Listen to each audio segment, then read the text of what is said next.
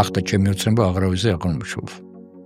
მაგრამ მეორე მხრივ გეტყვი რომ დრო საერთოდ აღარა. საერთოდ აღარა გაქვს დრო.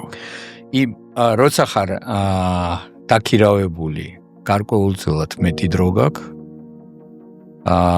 იცი რომ შაბათ-კვირას ისვენებ, იცი რომ 7 საათზე სამსახურს ამთავრებ და მერე შენ თავის აქ პრაქტიკულად დრო აღარა მაქვს. ესე იგი, შაბათ-კვირა კალენდარული დღეს რომ მკითხო რა დღეა ვერ გიპასუხ.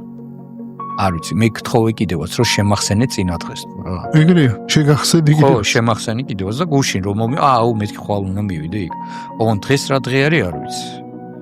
რა რიცხვი არის არ ვიცი. იმიტომ რომ პრაქტიკულად სულ 24 საათიან მუშაობაში ხარ, სახში. მაგრამ განიჭებს სიამოვნებას, აი როგორ ხარ? აი ხარ როდესაც შენსას ამვითარებ, აგერ მუზეუმის ხედვა გაქვს, უკვე ხედავ შენ ამ მუზეუმს, ანუ შეღოთ არ ყვები ხარ.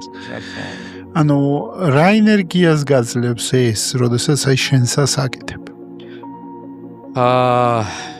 მაგარი კითხვაა რა, ძალიან მაგარი კითხვაა. არც ვიცი როგორ უნდა გიპასუხო რა. რაღაც მომენტში საკმაოდ სერიოზული თავისტკივილია.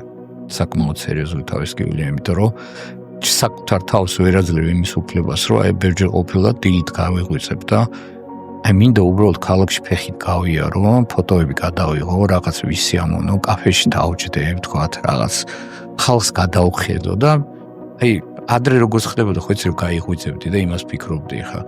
რომელ მეგობართან წავიდე, სად და როგორ გავერთოთ რა. მაგის ფაქტიურად ეგეთი რაღაცა ჩემ ცხოვრებაში აღარ არსებობს. არსებობს ერთადერთი ის, რომ